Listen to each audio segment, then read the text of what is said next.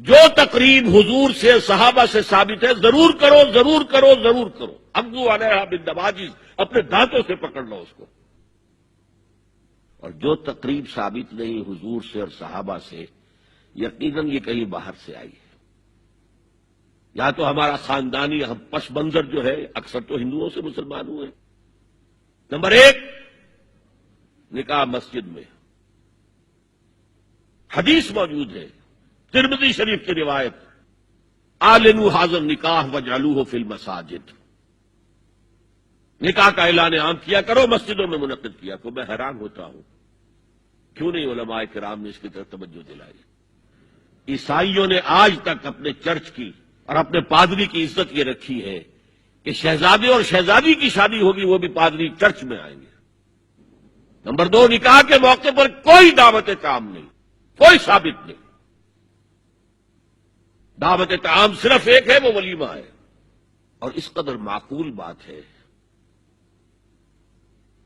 سب باپ اپنے سینوں پر ہاتھ رکھ کر سوچیں اور میری بات سنیں. کیا بیٹی کو گھر سے رخصت کرنے کا وقت جو ہے وہ خوشی کا وقت ہوتا ہے؟ خوشی نہیں ہے وہاں، صرف یہ ہوتا ہے اے سائی آف ریلیف کہ ایک ذمہ داری کا بوجھ تھا، اللہ نے آج پورا کرا دیا، اتروا دیا بوجھ. تو ان سے مرغ پلاؤ کھانا اور متنجن کھانا کوئی معقول بات نہیں ہے. معقول بات کیا ہے؟ لڑکا اس کا گھر آباد ہوا ہے وہ ولیمہ کرے، اس پر باقاعدہ احادیث اولبو ولو بشاتن، ولیمہ ضرور کرو چاہے ایک ہی بکری ہو تمہارے پاس. ذبح کرو، کاٹو، کھلاؤ گوشت اپنے دوستوں کو، احباب کو. یہاں تک کہا کہ بیسا طعام الولیمہ، برا کھانا ہے ولیمے کا کہ اس میں غریبوں کو نہیں بلایا جاتا. ظاہر بات ہے مسلی کھلانے کے لیے تو ولیمہ نہیں ہوتا، اپنے احباب کو، دوستوں کو بلایا جاتا ہے. پھر بھی میں تم سے کہتا ہوں کہ جسے ولیمے کے لیے بلایا جائے وہ اگر نہیں جائے گا تو اللہ اور اس کے رسول کے حکم کی نافرمانی کرے. تو جس رسول نے اتنی تفصیل سے حکم دیا ہو ایک دعوت کا، وہ دوسری دعوت میں بھی خیر ہوتا میں بیان کرتا. جب نکاح مسجد میں اور کوئی دعوت طعام نہیں تو بارات کا تصور خلاص. بارات کس بلا کا نام ہے؟ قرآن میں تو کوئی ذکر ہی نہیں، عربی میں یہ لفظ ہی نہیں. اجتماع طرفین مسجد میں ہوا، نکاح ہوا. لڑکی کو، حضرت فاطمہ کو رضی اللہ تعالی عنہا، کچھ خواتین جا کر چھوڑ آئی تھی اس حجرے میں جو ایک انصاری صحابی نے حضرت علی کو دیا تھا. ان کا تو کوئی گھر بھی نہیں تھا. کوئی حضرت علی آئے ہوں اور آ کر ودا کرا کے لے کے گئے ہوں. چوتھی چیز، جہیز کا کوئی تصور اسلام میں نہیں. خالص ہندوانہ رسم، خالص ہندوانہ رسم، خالص ہندوانہ رسم. ہندوؤں میں کیوں ہے؟ وہ اس لیے ہے، معقول بات ہے کہ لڑکی کا وراثت میں کوئی حصہ ہی نہیں. وہ تو جب گھر سے نکل رہے وہ دے دلا کے رخصت کر دو. دان دہیج یہ خیرات ہے، لڑکی کا حق کوئی نہیں ہے گھر پر. اسلام میں تو لڑکی وارث ہے. والد فوت ہوں گے، وراثت تقسیم ہوگی. والدہ فوت ہوگی، کوئی ان کی ہے ملکیت، وہ تقسیم ہوگی. شادی کے موقع پر کوئی جہیز اسلام میں نہیں، قطعاً نہیں. غلطی سے حضرت فاطمہ کے جہیز کو جہیز کہہ دیا گیا. وہ جہیز کیا تھا؟ ایک پیسہ بھی حضور کے اپنی جیب سے نہیں تھا. اس شادی میں خاص بات کیا تھی کہ دولہا کے ولی بھی حضور ہی ہے. اور کون ہے؟ علی کا کون تھا مدینے میں؟ اور دلہن کے والد بھی حضور ہے. اب حضور پوچھتے ہیں حضرت علی سے، تمہارے پاس مہر دینے کے لیے کچھ ہے؟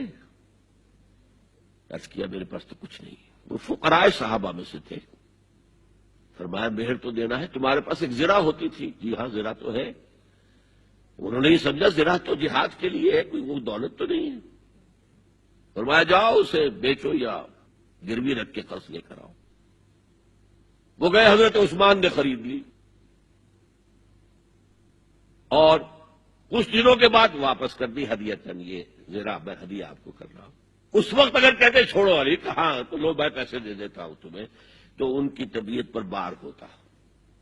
اس پیسے سے حضور نے کچھ پیسے گھر بھیجے اندر، دلہن کو ذرا تیار کر دو، اور کچھ پیسوں سے وہ ایک گدا جس میں کھجور کی کھال بھری ہوئی تھی اور 2 تکیے جس میں کھجور کی کھال بھری ہوئی تھی، ایک مشکیزہ کنویں سے پانی تو لانا ہی ہے نا، ایک چکی جو ہو یا گیہوں ہو پیسنا تو ہے نا، کوئی 1-2 برتن اور اللہ اللہ خیر صلی اللہ، یہ تھا جسے جہیز کہتے ہیں، جس میں ایک پیسہ بھی حضور کا شامل نہیں ہے۔ وہ حضرت فاطمہ کا مہر تھا جس سے بنایا گیا، ورنہ مدینے ہی میں دوسری آپ کی صاحبزادی کا نکاح حضرت عثمان سے بھی ہوا، کہیں ذکر ہے جہیز کا؟ حضرت عثمان کا گھر بھرا ہوا، ہر چیزیں موجود، وہاں تو پھر جہیز کا تذکرہ نہیں۔ بہرحال یہ شادی کو آسان کرو، زنا کو مشکل بناؤ۔ یہاں شادی کے لیے 9 من تیل ہوگا تو رادھا ناچے گی، ورنہ یہ کہ بڑی ہو رہی ہے، عمر ہو رہی ہے، سب کچھ ہو رہا ہے، لیکن کچھ تقاضے تو ہے نا، آخر کچھ تو کرنا ہوتا ہے نا، آخر کچھ نہ کچھ لوگوں کو تو کھانا کھلانا ہی ہوتا ہے نا، بارات تو آخر آئے گی ہی نا، کچھ نہ کچھ تو دینا ہی ہوگا، کچھ جوڑے کپڑے، کچھ یہ۔ اسلام کا فلسفہ جو میں نے 4-5 باتیں آپ کو بتا، فلسفہ یہ ہے کہ لڑکی کے باپ پر 1 پیسے کا بوجھ نہیں، تو لڑکی پال پوس کے تمہارے حوالے کر دیا، اب اور کیا چاہتے ہو تم؟ سارا مرد آزماں مرد آفرین، مرد کو چیلنج دیا ہے، تم مرد ہو، مہر تم دو گے، اور سب سے بڑھ کر کیا ہو رہا ہے آج کل بھی ہوتا ہے، وہ ہمارے ایک کچھ کام ہوتے ہیں اسلامی، وہ بھی ہے، کچھ وہی ہندوانہ پس منظر۔ نکاح کی محفل میں چھوارے کون لے کے آتا ہے؟ لڑکے والے، اور پلاؤ کن سے کھاتے ہیں؟ بھائی جس کو تمہیں مرغ پلاؤ کھلا رہا ہے وہ چھوارے نہیں بانٹ سکتا تھا؟ یہ ہے اسلام اور غیر اسلام کا امتزاج۔ چھوارے لڑکے والے لے کر آئیں گے اور پھر دعوت اڑائیں گے لڑکی والوں کی طرف سے۔